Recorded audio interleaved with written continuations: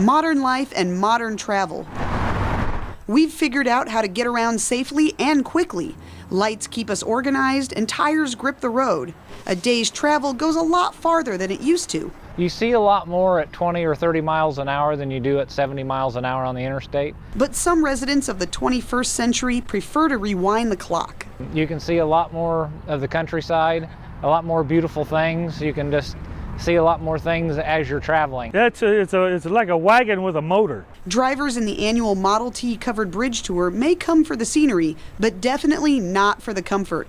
By the way, there's no shocks. Those people were hardy. I mean, it was no big thing to them back in January to be driving this thing and just ready to go and everything. So we sat there and, you know, I drove over this morning in my truck with heated seats and heated steering wheel, and you get in this thing and you kind of appreciate like what they had to do with lap robes and everything, and hope the engine heat come up through the floorboard, warmed you up and up. But those people in the back, they were cold. Carl Finchum is the proud owner of Ollie, a century-old Model T, a car considered to be a family sedan in its day. He only recently caught the vintage car bug after taking a driving class on a whim. Everyone said the Model T is the way to go. That's the way to start, because there's plenty of them, there's plenty of parts, the aftermarket supply is there, you can keep them running. They're simple as can be, and that's the way to do it. And we just fell in love with the car. And Model Ts were 6 out of 10 cars on the road. They made 15 million of them from like 1908 to 1927.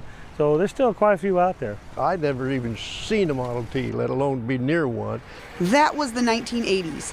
Things changed, and Nick Ellingwood now can't get enough of them. Cars are great. It's a great avenue to meet the people, really. We've had this car all over. We had it in the Rocky Mountains, which it wasn't equipped for, but we survived it, you know.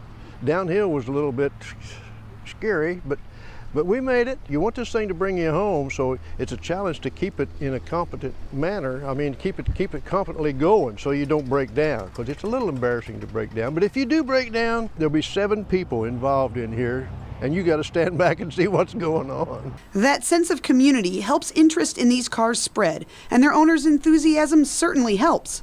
Ellingwood got Brian Jordan hooked. He was so infectious, his personality about being so enthusiastic about it. That's what really drew me into it. Jordan has driven Model Ts for 15 years and is the co-host of the Model T covered bridge tour in western Indiana.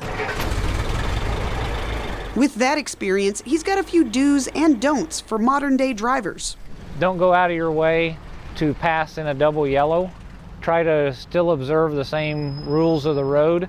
You always want to be safe, no matter if it's a slow-moving vehicle or not. We're trying to enjoy the scenery the same as they're trying to get to their next appointment, but as long as they are observant and pay attention.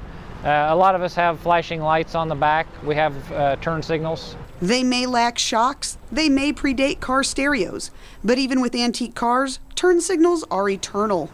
Joy Hernandez for Great Day TV.